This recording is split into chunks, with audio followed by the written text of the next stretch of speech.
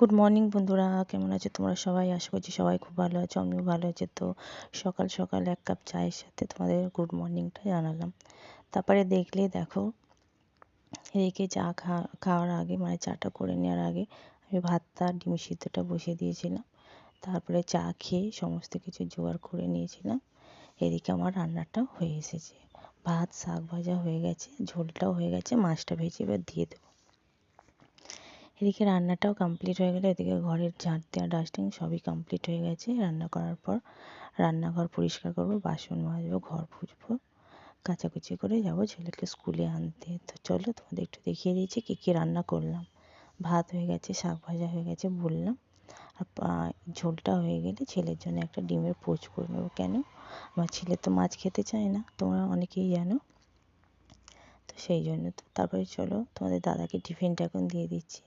আজকে রুটি করিনি বন্ধু, আজকে টিফিনে আমাদের ছেলে পেটাই পরোটা আর তার সাথে একটা ডিম সিদ্ধ আর তরকারি। তো আজকে সকালের ব্রেকফাস্টটা এই দিয়েই সারা হয়েছিল। তারপরে এই যে এদিকে আমার তরকারিও রেডি, তোমাদের ফাইনাল লুকটা দেখিয়ে দিচ্ছি। আর এবার রান্নাঘর পরিষ্কার করে নেবো। তো চলো আর কী করলাম তোমাদের একটু দেখিয়ে দিই।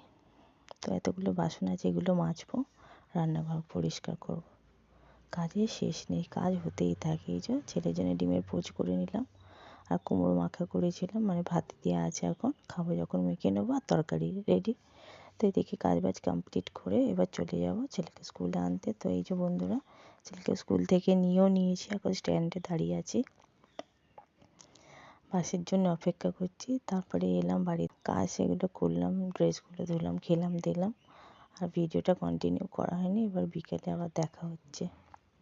সন্ধেবেলা চা খেয়ে ছেলেকে খাই, ছেলে এখন ওই ঘরে পড়তে বসে গেছে, আমি আমার কাজগুলো করে নিচ্ছি। তো রান্নাঘর সম্পর্কিত কিছু টিপস আছে বা বাস্তু নিয়ম আছে, সেইগুলোই তোমাদের সাথে শেয়ার করছি। তো চলো, দেখালাম চালের ড্রাম। কোনো সময় রান্নাঘরে চালের ড্রাম একদম ফাঁকা রাখবে না বন্ধুরা, এক মুঠো হলেও চাল সবসময় ফেলে রাখবে। কী বলো তো, মা অন্নপূর্ণা যেই ঘরে থাকে সেই ঘরে সবসময় সব কিছু ভরে রাখতে হয়, তবেই মা অন্নপূর্ণা সন্তুষ্ট হয়। তো সেই জন্যে চালের ড্রাম যখনই পারি, মানে বারন্ত হতে দিই না, এক মুঠো হলেও ফেলে রাখি, আর দুটো করে ড্রাম থাকে, আর একটা ড্রাম তখন ইউজ করি। তো এটাই বলছি যে চালের ড্রাম সবসময় ভরে রাখবে, কখনো ফাঁকা হতে দেবে না।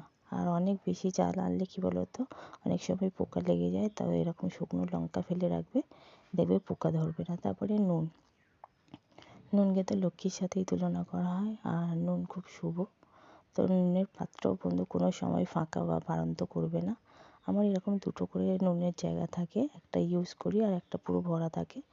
যখন এইটা শেষের মুখে, তখন ধুয়ে আবার পরিষ্কার করে নিয়ে আর একটা থেকে ঢেলে সবসময় ভরে রাখি। তো এইভাবে কিছু নিয়ম পালন করলে ঘরে তো লক্ষ্মী বাস করবেই। আর রান্নাঘর তো লক্ষ্মী, সেটা সকলেই জানো, সেই জায়গা সবসময় ভরপুর করে রাখতেই হয়।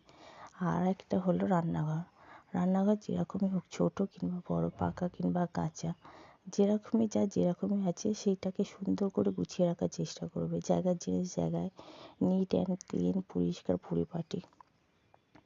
মা লক্ষ্মী বা মা অন্নপূর্ণা সবসময় পরিষ্কার জায়গায় বাস করে, আর নোংরা অলক্ষ্মীর বাস হয়। তো যতটা চেষ্টা করবে বন্ধু সবসময় নিট অ্যান্ড ক্লিন রাখার।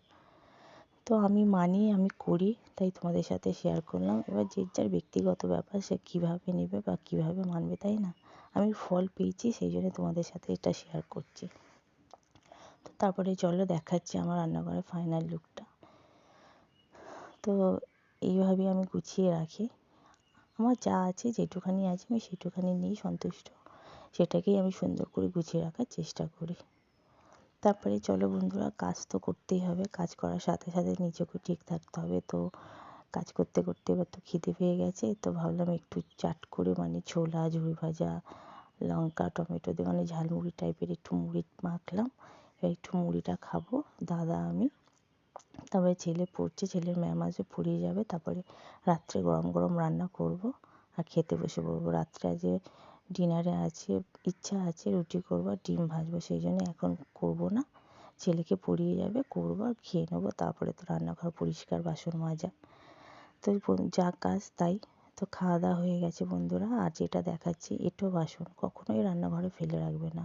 এটা খুব খুব বাজে, মানে খুব বাজে জিনিস, প্রচুর নেগেটিভিটি ছড়ায়। যতটা পারবে এঁটো বাসন সবসময় পরিষ্কার করে ধুয়ে রান্নাঘর পরিষ্কার রাখার চেষ্টা করবে। তারপরে এই যে বন্ধুরা, রান্নাঘর আমার নিট অ্যান্ড ক্লিন রাত্রের জন্য।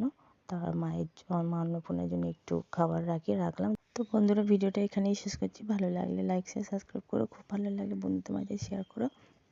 আজকের মতন টাটা, গুড নাইট, সবাই খুব ভালো থেকো, সুস্থ থেকো, সাবধানে।